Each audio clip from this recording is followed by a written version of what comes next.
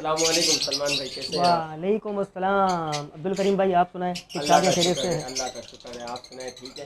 करम अल्लाह का, मालिक का एहसान है। आप सुनाएं, सब ठीक ठाक है, खैरियत से अल्हम्दुलिल्लाह है? अल्हम्दुलिल्लाह। तो ये हमारे सलमान भाई हैं जो हमारे लियारी से बिलोंग करते हैं और अल्हम्दुलिल्लाह लव बर्ड्स और जावा विजिट करवा रहे हैं। हम इनके पास आए थे कि एक वीडियो बने और इनसे पूछे कि इनको इस हॉबी में कितना टाइम हो गया माशाल्लाह। तो सलमान भाई, आप बताएं, आपको कितना अरसा हो गया है इस हॉबी में? अब्दुल करीम भाई, अगर देखा जाए इस हॉबी के अंदर मुझे लगभग तकरीबन तकरीबन 10 साल हो गए। 10 सालों के अंदर आपको पता है कि इस हॉबी की बड़ी बात यह है कि आपको जो शौक़ जो है ना, ये बर्ड्स पालने का या कोई भी मुर्गियाँ पालने का या किसी भी चीज़ का, परिंदे पालने का, जानवर पालने का, तो ये जो ना ये शौक़ आपको बचपन से होना चाहिए। अगर आपके अंदर बचपन से ये शौक़ है ना, तो आप इस बर्ड ग्रुप ये इस बर्ड लेवल के काम के ऊपर जो ना आप ग्रो करेंगे। और जो मुझे जो शौक़ था ना, वो बचपन से ही शौक़ था। बचपन से। और लगभग 10 सालों से मैं जो ना तकरीबन ये लव बर्ड की फील्ड में आया हूँ। तकरीबन जैसे कि कभी रख दिए, कभी निकाल दिए, कभी रख दिए, कभी निकाल दिए, ऐसे कर करते।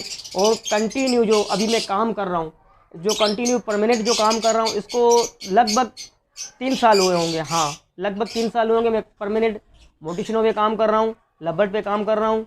और माशाल्लाह से जो ना इतना बड़ा सेटअप मतलब मैंने जो ना हैंडल किया हुआ है।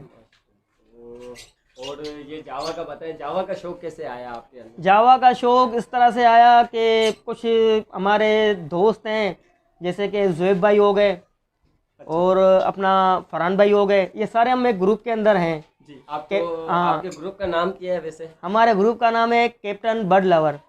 जिनके जो हमारे जो मैं समझता हूँ कि जो हमारे उस्ताद हैं ना, सीनियर हमारे, वो हैं अब्बास कैप्टन भाई।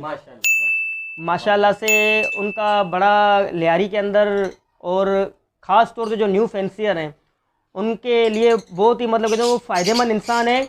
मैं तो चाहूँगा कि जितने भी लियारी के अंदर लोग हैं, जितने भी लियारी के अंदर लोग हैं, वो कैप्टन बर्ड लवर को ज्वाइन करें। आप हमारे साथ आएँ, टेबल टॉक करें, गेट टुगेदर करें, बैठें, किस तरह से काम होता है, काम को सीखें, काम को समझें। और अब्बास भाई जो हैं, अल्लाह ताला इनको जज़ाए खैर दे। अल्लाह ताला ने इनको बहुत नवाजा हुआ है, माशाल्लाह से अल्लाह ताला ने इनको बहुत नवाजा हुआ, बहुत कुछ दिया हुआ है। मगर अभी भी वो खिदमत खल्क में लगे हुए हैं। माशाल्लाह से जो भी न्यू फैंसियर आता है उनको बाकायदगी से बिठा के तरतीब से समझाते हैं और उसके बाद उनको बोलते हैं पहले काम को सीखो, समझो और उसके बाद जो ना बर्ड की परचेजिंग करो। ऐसे ना करो कि जो है ना आप जो है ना किसी के महल देख के खुद के जो ना झोपड़े जो ना वो तोड़ दो, तो ये सोचो कि बस उन्होंने महल बना लिया तो हम भी महल बना लेंगे। ऐसी कहानी नहीं है। पहले आप आएँ, इस हॉबी के अंदर आएँ, काम को समझें, सीखें और उसके बाद जो ना जब समझ जाएं, जब आपको अपने ऊपर महसूस हो आपको कि हाँ अब हम ये कर सकते हैं, उसके बाद जो ना आप जो बड़ी बड़ी मोटिशनें ले सकते हैं, काम कर सकते हैं। और अब्बास भाई का ख़ास तौर पे मैं एक मैसेज दे रहा हूँ आपको कि आप कैप्टन बर्ड लवर ग्रुप को ज्वाइन करें। हम नीचे जो ना हमारे कैप्टन बर्ड लवर ग्रुप की जो है ना वो नोटिफिकेशन भी दे देंगे, नंबर भी दे देंगे, एडमिन का भी नंबर दे देंगे, आपको वो ग्रुप के अंदर ज्वाइन भी कर लेंगे। और आप माशाल्लाह से ग्रुप के अंदर आप आओगे तो आपको पता चलेगा कि हम किस तरीके से इस ग्रुप को चला रहे हैं, किस तरीके से काम हो रहा है, किस तरीके से काम होना चाहिए, किस तरीके से काम होना चाहिए। तो ये मेरी थोड़ी सी बात को मैं अगर कुछ लंबा करूंगा तो बात कुछ लंबी हो जाएगी। तो मेरी सबसे ये गुजारिश है कि ये बर्ड लव का काम जो है ये बड़ा अच्छा काम है और मुनाफा बख्श काम है और लीगल काम है, जायज़ काम है, क्योंकि इस काम के अंदर प्रॉफिट भी है और नुकसान भी है। तो अब्दुल करीम भाई, ये थोड़ी सी बात ही मुझे कहनी थी। आपसे पूछना चाहूँगा, जैसे आपने बताया कि न्यू फ्रेंड्स से इसको ज्वाइन करें, ये जायज़ काम भी है और मुनाफा बख्श काम भी है। तो मैं ये चाहूँगा कि आप ये बताएं न्यू फ्रेंड्स के लिए हमारे कि वो किस तरीके से स्टार्ट ले अगर इस काम में आना चाह रहे हैं। तो न्यू फैंसियर से मेरी ये रिकमेंड है कि पहले वो आएँ, काम को देखें, काम को समझें और उसके बाद छोटे से छोटे जो मतलब के बर्ड्स हैं, मिसाल के तौर पे जिनकी रेंज कम है, जिन बर्ड की तकरीबन 4000, 5000 या लगभग 10,000, क्योंकि 10,000, 11,000 भी आजकल कोई महंगाई के साथ इतनी कोई वैल्यू नहीं रखते हैं। 10-12 हज़ार रुपये भी कोई वैल्यू नहीं रखते हैं। अगर आप 10-12 हज़ार रुपये की अगर आपके पास नीड है 10-12 हज़ार रुपये अगर आपके पास हैं, तो मैं ये आपके रिकमेंड करूँगा कि आप जो ना वाइट फिशर स्प्लिट इनो के पेयर DNA करवा के लेके रख दें। उनमें से जो ना आप अपने सिस्टम को चला सकते हैं। अल्लाह के फजलो करम से 1 साल उनको देखें, समझें, सीखें, और उनमें से कुछ अगर आपके पास अर्निंग आए तो जो ना आप आगे आएँ। सीख जाएंगे काम को तो आप आगे आ सकोगे, अगर काम को सीखोगे नहीं तो आगे कैसे आओगे। कहने के बाद तो मैं ये सवाल दूसरा करना चाह रहा था। आपने बताया कि वाइट फिशर असल में कहा जाता है कि अल्बाइनो ब्लैक आई को स्प्लिट आग लगा लेते हैं, तो अगर वो अल्बाइनो स्प्लिट टू स्प्लिट मिलता है तो उसमें कुछ पॉसिबल के भी आने के चांस होते हैं, और कोई विजुअल भी आ जाते हैं। अगर विजुअल बर्ड्स आ जाते हैं तो आपके एक ही विजुअल बर्ड से अल्हम्दुलिल्लाह वो अपने पूरी पेयरिंग की आपकी कॉस्ट निकाल देगा। देखिए, हाँ, अगर आप किसी अच्छे बंदे से बाय करते हैं, किसी अच्छे फेंसियर से बाय करते हैं, तो इंशाअल्लाह अल्लाह के फजलो करम से वो आपको, अगर न्यू फेंसियर को आपको गलत चीज़ नहीं देंगे कभी भी। आप लोगे उनसे और एक बार बीट कराओगे पहले कलेज के अंदर, इंशाअल्लाह अल्लाह के फजलो करम से, भरोसा तवक्कल अल्लाह ताला, समझ रहे, एक ही कलच के अंदर आपके जो ना पैसे जो ना सारे बाहर आ जाएंगे। एक बर्ड भी विजुअल आ जाता है, फॉर एग्जांपल अगर एक बर्ड भी आपके पास अल्बाइनो आ जाता है, तो जो आपके जो पहले कलच के अंदर जो आपके जो कॉस्ट लगी हुई थी ना पैसों की, जो वो आपकी रिकवर हो गई, और उसके बाद जो थर्ड कलच, सेकंड कलच जो आएंगे वो आपकी समझ लो कि प्रॉफिट है। जब वो प्रॉफिट आपके पास होगा तो आपका शौक बढ़ेगा और आपका काम बढ़ेगा, तो आप आगे मजीद और आएंगे।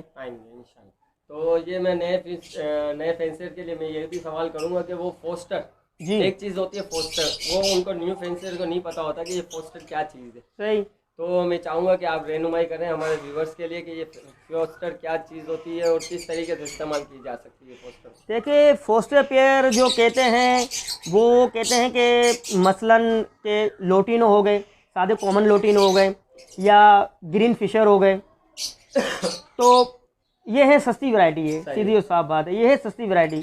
तो इनके आप पेरअप कर लें, पेरअप करके पहले कलच के अंदर उनका रिज़ल्ट चेक करें कि भाई ये मेरे पास क्या परफॉर्मेंस दे रहा है बर्ड्स। उनका आपने पेरअप किया, उन्होंने ब्रीड किया आपके पास, पहला कलच तो जो ना उनको रहने के लिए दें, उनके बच्चों को उनको देखो तो सही आप कि वो अपने बच्चों को ठीक से पाल रहे हैं कि नहीं पाल रहे हैं। अगर वो आपके पास अपने बच्चों को, खुद के बच्चों को अगर अच्छे से पाल रहे हैं, तो फिर आप उनको फोस्टर के अंडे दे सकते हैं, कीमती बर्ड्स के आप उनको अंडे दे सकते हैं। अगर वो नहीं है इस लायक तो आप उस पेयर को निकाल के अच्छे से, वैसे मैं तो यही रिकमेंड करूंगा कि अगर आपको फोस्टर पेयर भी बनाने हैं तो किसी अच्छे फेंसियर से, किसी बड़े फेंसियर से आप ये पट्ठे बाय करें। क्योंकि देखें, मेरे पास भी तकरीबन जो है ना, मैंने भी फोस्टर पेयर लगाए हुए हैं, तो इनमें से कुछ चिक्स ऐसे भी हो जाते हैं कि हमने टाइम पे अंडे ना उठाएं तो वो चिक्स जो है ना उनके अंदर जो ना वो एम्यूर बन जाना शुरू हो जाती हैं, तो हम फर्टिलिटी आ जाती है, तो हम उनको अंडों को जो ना नहीं निकाल दे, क्योंकि फिर उनको निकाल के तोड़ना तो ये गुनाह कबीरा हो जाता है, तो उसको हम रहने देते हैं।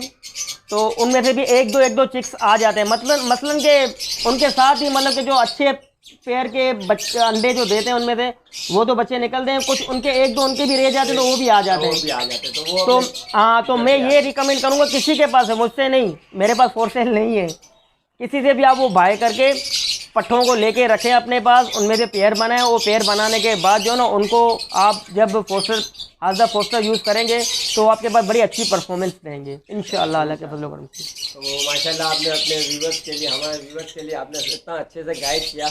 अब एक छोटी सी मैं ये पूछूंगा कि एक सॉफ्ट फूड होता है। जी। तो सॉफ्ट फूड किस तरीके से देना चाहिए और क्या देना चाहिए ये ब्रीडिंग सीजन के अलावा? देखें, सॉफ्ट फूड के हवाले से जो मैं बात कहूँगा आपको, सॉफ्ट फूड अगर आपके बिल्कुल चिक्स निकल रहे हैं, बिल्कुल छोटे से चिक्स हैं, यानी कि 8 से तकरीबन फर्स्ट डे से लेके और 15 डेज तक, अमूमन 15 डेज तक जो ना आप इनको सिर्फ भुट्टा छल्ली, जिसको कहते हैं भुट्टा छल्ली, आप वो उनको जो ना प्रोवाइड करें, वो बेचते हैं।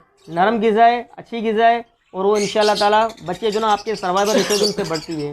और जब 15 दिन के बाद जो ना फिर आप जो ना वो सॉफ्ट फूड जो मिक्स दालें जो आती हैं, 4-5 दालें आती हैं, आप वो उनको मिक्स चीज़ के अंदर जो ना वो सॉफ्ट फूड के अंदर जो ना आप इस्तेमाल करवा सकते हैं। और इनके बीच के अंदर जो है ना आप इनको कभी जैसे कि कोई लूसन दे दिया, इनको कोई धनिया दे दिया, कोई पुदीना दे दिया, तो ये जो इसके जो इम्यूनिटी सिस्टम को जो ना ये बूस्ट करता है, और जो है ना इनके डाइजेस्ट सिस्टम को जो ना वो कंटिन्यू रखता है, बेस्ट रहता है इनके लिए, ख़ास तौर पे छोटे जो चिक्स आते हैं उनके लिए, क्योंकि इनका डाइजेस्टिव सिस्टम अक्सर ख़राब हो जाता है छोटे चिक्स का, तो इस वजह से जो ना चिक्स एक्सपायर भी हो जाते हैं।